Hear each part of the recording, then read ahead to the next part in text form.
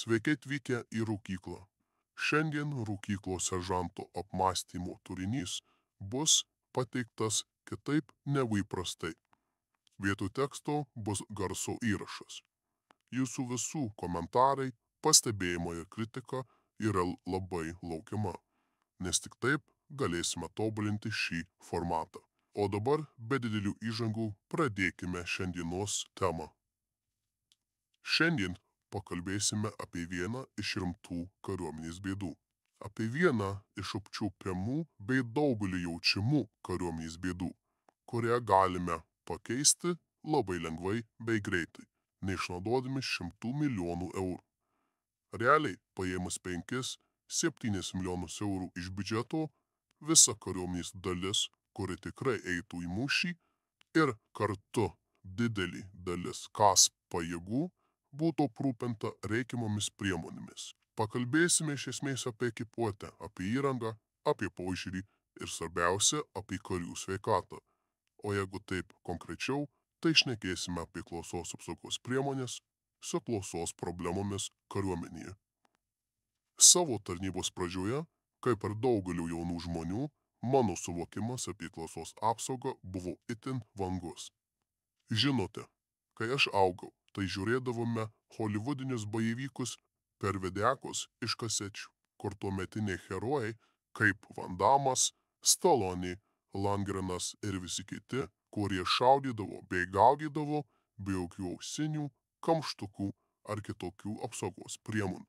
Manydavau, jog šūviai, sprogimai ar kitokie garsai randami tarnybos metu neturi jokio poveikio ir negali pakenkti. Aš tikrai nebuvau toks vienas. Tūkstančiai kitų manė taip pat, bei nesisaugojo. Tikriausiai ir dalis civilių šiuo metu mano, jog tokie dalykai neturi didelės įtakos klausai. Ir prisižiūrėję šių laikų veiksmo filmų, girdi, kaip ginklai šaudo piu piu. Aišku, realybė yra visiškai kitokia. Ir tą realybę pajaučiau savo ausimis per pirmas pratybas. Fantazijos apie Schwarzeneggerį, bėgantį su kulkosvaidžiu ir net nekrūptelint, kai šaudo, greitai šoko pro langą, kai kulkosninkas prie manęs atidengė ugnį. Ta akimirką pasimečiau, išsigandau ir mečiau ginklą ant žemės, užsidengdamas savo ausis bei rėkdamas: "Blet, baik šaudyt!" Tačiau, kas nepasikeitė mano nenaudai, tai yra mano jaunatviškumas. Kai kurie man sakė, jog įprasiu ir nėra čia ko panikuoti, o aš būdamas debilu ir patikėjau. Ko pasakoje ilgus metus tinkamai neprižiūrėjau savo klausos ir dabar turiu rimtas pasekmes. Būdamas absoliučioje tyloje namuose, dėja nesu tyloje. Esu kartu su visų laikų šlykščiausiu garsu pasaulyje. Kai pradėjau girdėti šitą chujovą garsą savo ausyse, buvo praėję ne 1 metai tarnyboje, kas tik patvirtina faktą, jog aš, kaip ir daugelis kitų, yra visiški debilai, kurie nesirūpino ar nesirūpina savo klausa. Tik po to, kai atsibudau vieną naktį iš skausmo, nes atrodo ausyse vyko uraganas, supratau, jog reikia tvarkyti situaciją. Tuo metu nuvykęs iki artimiausios AIDS parduotuvės, dar litais mokėjau už tiesiog paprastas ausines, kurios vangiai, bet vis tiek slopino išorinius garsus, kartu pagarsindamos man reikiamus. Ar klausa susitvarkė? Ne. Bet aš ją prilaikiau ir prilaikau iki reikiamo sugadinimo lygio, jog vis tiek galėčiau tarnauti. Aišku, pasirodžius dalinyje su jomis, buvau sutiktas kai kurių karių su, sakykime, pavydu ar nesuvokimu. Buvau vadintas sopu, buvau vadintas tuo, kuris tiesiog nori pasirodyti ir panašiai. Be abejo, man jų replikos buvo vapšie dzin. Panašiai buvo ir su apsauginiais akiniais, kai pradėjau juos nešioti, kai dar kariuomenė jų visiems neišduodavo. Replikos buvo tos pačios, jog sopas ir kitokios huinios. Juos pradėjau nešioti, nes kai porą kartų gerai gavau iš šakų per savo žemiausios klasės modelio veidą, nusprendžiau saugoti akis. O tai tikrai padėjo man jas išsaugoti. Kas juokingiausia, jau kai kariuomenį visiems pradėjau dalinti apsauginius akinius, tai patys seniai juos nešiodavo reikia ar nereikia. Dieną, naktį, patalpose, lauke kaip sniaukia ir panašiai. Bet čia nesmė. Esmė, jog ausines bei akinius turėjau nusipirkti pats. Ir tai mus atveda prie vieno iš mūsų pokalbio punktų - ekipuotė. Kariuomenė visais laikais kariui išduodavo ir vis dar išduoda ausų kamštukus. Anksčiau išduodavo paprasčiausius vienkartinius kamštukus, kuriuos pats galėdavai nusipirkti už 50 centų daugumoje parduotuvių. Juos tiesiog suspausdavai prieš įsidedant ir jie išsipūsdavo ausyse. Šiuo metu kariuomenė duoda 3M įmonės, tokius visai įdomius, kurie ale gali blokuoti garsą labiau juos uždarant, o kai nereikia, juos atsidarai, kad galėtum daugiau girdėti. Teoriškai, kariuomenė aprūpina karį su apsaugos priemonėmis, bet kas tarnauja, labai gerai supranta, kad tai yra tik teoriškai. Kaip ir gyvenime, yra teorija bei praktika. Šaudant kovinės šaudykloje, tokios apsaugos priemonės atlieka savo darbą ir tokios priemonės nereikalauja didelių išlaidų. Tai čia galima suprasti kariuomenės praktiškumą, neinvestuojant didelių lėšų. Tačiau, kai judi, taktikuoji, vadovauji savo skyriui, nurodai, kuria kryptimi šaudyti savo paramos ginkluotei, klausaisi nurodymų per stotį ar pats juos duodi. Tokios priemonės yra per prastos. Nes arba tu nieko negirdi, arba tavęs negirdi.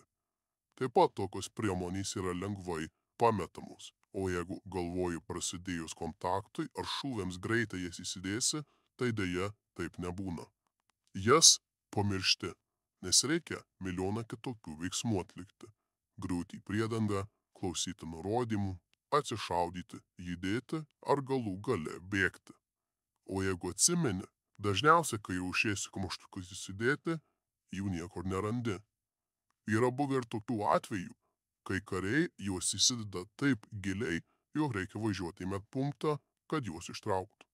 Aišku, tai yra vienetiniai atvejai, o su tais naujaisiais vargu ar taip įmanoma padaryti. Bet dar netokių fintų yra pasitaikę. Einant į priekį, reikėtų kai ką išgryninti. Kalbant apie ekipuotę, reikia atsiminti, kariuomenė niekados neprisivys naujausių madų. Kariuomenė niekados nebus pati moderniausia prieš kitas. Mes galime būti tam pačiam lygyje, galime būti žemiau vieną kartą įrangos. Galime būti ir pirmieji kažką įsigiję.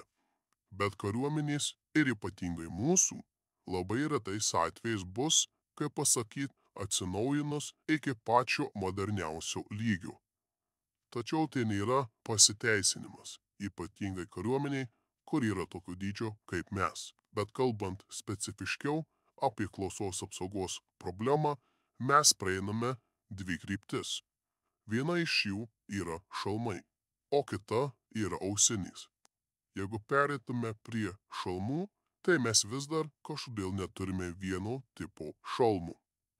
Čia panašiai kaip ir su taikikliais ginkluotose pajėgose, apie kuriuos pakalbėsime gal dar kažkada ateityje. Bet iš esmės kariuomenė turi ne vieną taikiklių sistemą ir nesupranti, kas kuo yra aprūpinti. Tai panašiai ir su šalmais. Šiuo metu yra tas seno, seno pavyzdžių, kuriuos naudojame iki 2015, nes jų visų galiojimai tikrai jau bus pasibaigę. Bet tie pirmieji su žaliais apvalkalais. Tada išėjo kažkokia kitokia jo modifikacija. Iš esmės tai buvo tas pats šalmas, tik truputį kitoks. Tada išėjo dar kitokie ir dabar jau turime, ką turime. Tada kažkas kažkam nupirko tuos, kur galima ausines užsidėti, vadinamos high-cut šalmus, bet kaip matau, juos ne visi turi. Ir tada iškyla klausimas, tai koks standartas? Kaip suprantu, tuos šalmus, kur gali užsidėti ausines, turi gavę tam tikri padaliniai – snaiperiai, žvalgai ir panašūs specifiniai padaliniai. Ir mano manymu, tai turėtų būti standartas. Kodėl? Atsakymas paprastas. Kiečiau atrodai su tokiu šalmu. Aišku, aš juokauju. Aš suprantu, tokie šalmai kainuoja daugiau, bet nebūtina jų pirkti, kaip jaunimas sako, Gucci. Nuėjus į internetinę taktinių prekių parduotuvę, tokius šalmus galima rasti už maždaug 500 eurų. Galbūt galima ir pigiau rasti, be abejo ir brangiau, bet iš esmės jų kaina nėra tokia didesnė negu standartinių šalmų. Jie yra lengvesni, bet jų didžiausias privalumas – jau galima dėvėti ausines be jokių didesnių vargų. Dabar tikriausia kažkas jau rėkia į ekraną ar telefoną, kai po savo standartiniu šalmu gali irgi nešioti ausines.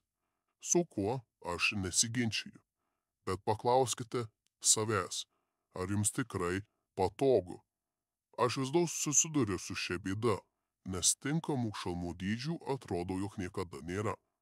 Kai išdavė tuos naujesnius šalmus 2015 metais, aš pasėmiau, jeigu neklystu, L dydį, po kuriuo man tik tilpo mano ausinės. Viskas atrodė liuks, bet kai nustoji savo meluoti, supranti, kad su tokiu komplektu sunku išbūti ilgą laiko tarpą. O dar jeigu ausinės nėra ypatingai siauros, tai iš viso pradeda skaudėti makuferį. O kai reikėjo pasikeisti šalmą, tai man L dydis apskritai netiko. Jis buvo per mažas. Pasirodo, dydžiai kažkaip netitinka realybės. Ir nuo L turėjau peršokti į XL. Suprantu, čia skamba kaip mano kažkokios nuoskaudos. Ir suprantu, kad standartiniai šalmai turėtų duoti papildomą apsaugą nuo skeveldrų bei kitokių pavojų mūšio lauke. Šiaip jeigu ant manęs kristų artilerija, norėčiau turėti visus įmanomus šarvus ant savęs. Bet ar tikrai tie porą centimetrų daugiau ant standartinių šalmų man pridės tos realios apsaugos? Nežinau. Nors jeigu atvarai, manau, kad ne. Bet palikime tuos šalmus nuošalyn. Sutartys jau pasirašytos ir niekas čia nepasikeis. O vat kas gali pasikeisti, tai įranga. Tiksliau, klausos apsauga. Technologijoms einant į priekį, pažengė ir ausinės. Šiuo metu jų yra įvairiausių, nuo paprastų iki aktyvių, su visokiais įmantriais mikrofonais. Sakyčiau, ausiniai šiuo metu yra labai svarbi įrangos dalis. Tai tau suteikia didesnį situacijos suvokimą, nes padeda girdėti viską aplinkui, prie to pačio apsaugant tavo klausą. O jeigu dar turi radijo stotį su papildomais priedais, tai padeda efektyviai komunikuoti. Kaip ir su šalmais, nereikia jų pirkti už 1000 eurų. Galima rasti ausines, kurios tiktų eiliniai pėstininkui ir po tuo standartiniu šalmu nuo 100 iki 400 eurų. Vadovaujančiam personalui, aišku, būtų brangesnis šiek tiek, nes tai būtų su mikrofonais bei priedais. Bet paprastam pėstininkui tikrai nereikia nieko Gucci. Geriau paprastesnės, bet kad per granasudžių šaudymus tikrai visi jas turėtų ir nereikėtų niekam stovėti prie tų karių užsidengus galvos delnais, nes pasirodo nėra visiems ausinių. Ir aš nuoširdžiai nesuprantu, kokio bybio mes dar taip nesame padarę. Kur yra problema? Mąstyme, požiūryje, nesupratime, kodėl mes negalime taip padaryti. Atrodytų, jog mes nepasitikime savo kariais su tokia niekinga įranga, kuri šiaip ir yra įranga ir ji paskirta būti naudojama bei kažkada sugesti. Nejaugi niekas aukščiau nepasako šių dalykų ar nepaprotina atsakingų asmenų už tai. Ar čia tas principas, kur, tai tiek metų niekam nereikėjo, tai kam čia išradinėti dviratį? Į ką aš iš karto galiu atsakyti? Tai gal pats metas ir išrasti tą dviratį.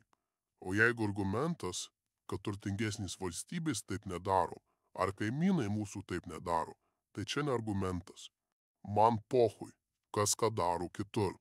Man svarbu, ką mes galime padaryti dėl to mūsų kariuomenėje.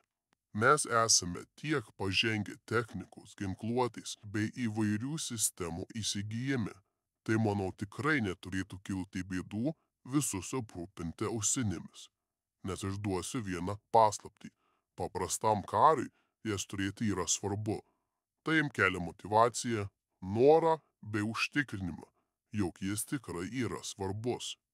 Nes jam turėti tokią įrangą ar ekipuotę, kuri padės jam ir svarbiausia apsaugos klausą, yra daug aukščiau jo prioritetuose negu dauguma kitų dalykų. Ir šiaip, galbūt juokingai daugelį nuskambės, bet jeigu karys, žiūrėdamas į veidrodį, su ausinėmis savo atrodys kaip high-speed operatorius, jis tokiu ir jausis. Jeigu tokiu jausis, tai tokiu norės ir būti. Ir apskritai, pirkdami ekipuotę ar įrangą, negalvokite, kaip pigiau tai įsigyti, ar kad ji turi būti tiek paprasta, jog didžiausias kaimo plūgas galėtų tai suprasti. Net jeigu ir perkame brangias bei svarbes sistemas mūsų gynybai, mes negalime sutaupyti žmogaus, kuris yra ant žemės apsaugos sąskaita. Kol dar visiems neatsibodo, pakalbėkime apie klausos problemas. Tai niekam nepaslaptis. Didelė dalis karių turi problemų su klausa. Nereikia nuo šios problemos bėgti. Ją reikia priimti ir spręsti. Apie ausinių naudą jau kalbėjau šitoje kovoje su cypimu. Bet reikia galvoti, ką toliau su tuo daryti. Kariai bijo eiti į kmek. Kariai bijo kam nors sakyti ar kitaip eiti pas daktaras, nes viskas matysis sveikatos istorijoje. Galbūt verta padaryti anoniminę apklausą, kas iš tikrųjų ir kokių problemų turi su klausa. Tada mūsų medikai galėtų galvoti sprendimą. Ar mažinti gaires, nuo kurių karys negali jau tikrai tęsti tarnybos, ar gal apskritai tai neturi tokios didelės įtakos. Aš nežinau. Aš ne medikas. Bet mes turime nustoti į karį žiūrėti kaip į vienkartinį kūną. Naudojama 25 metus, o paskui jau kai bus, tai bus. Nemylėjai. Jis toliau bus visuomenės bei valstybės dalis. JAV kariai turi savo medicininės įstaigas ir po tarnybos gali sulaukti atitinkamos pagalbos. Ar pas mus toks dalykas yra? Kiek mano žinios siekia, tai ne. Gal pats metas padaryti visiems valstybės tarnautojams išlygas su privilegijos medicinos srityje. Gal tai padės padaryti reikiamus pokyčius. Ir ne tik su klausos problemomis, o ir su kitomis bėdomis, kurios atsiranda tarnybos metu. Ką gali žinoti? Gal tai bus dar pildoma paskata asmenims pasirinkti tokį gyvenimo kelią. Kai žinai, jog tu rūpės institucijai net ir po tarnybos, tai duoda tam tikrą saugos jausmą. Tai tiek šiam kartui. Tikiuosi aš klystu dėl personalų aprūpinimo ausinėmis ir šitas procesas jau vyksta. Tokiu atveju aš atsimsiu savo žodžius. Tačiau tik tada, kai pamatysiu ausines savo rankose. Apskritai, daug kas buvo aptarta. Daugam galbūt ar nepritarsite, bet kažkam reikėjo tai pasakyti. Aš visados sakiau, noriu, kad ateities kartoms būtų geriau, negu buvo mums. Didelė tikimybė, jog šie žodžiai nueis šuniai po uodegą, bet visados yra tikimybė, kad kažkas juos išgirs ir tai bus pokyčio pradžia. Toliau stenkimės kurti stiprią kariuomenę, stenkimės prižiūrėti mūsų karius bei visus kitus, kurie priėmė priesaiką saugoti mūsų valstybę. Mes tai galime, nes mes paneigėme visus spėliojimus dėl mūsų egzistavimo bei įveikėme visas kliūtis, kurios per ilgus metus priešais mus atsirado. Dabar ne metas užmigti ant laurų. Dabar metas tobulėti toliau. Su jumis buvo rūkyklos seržantas. Iki sekančio. Ryšio pabaiga.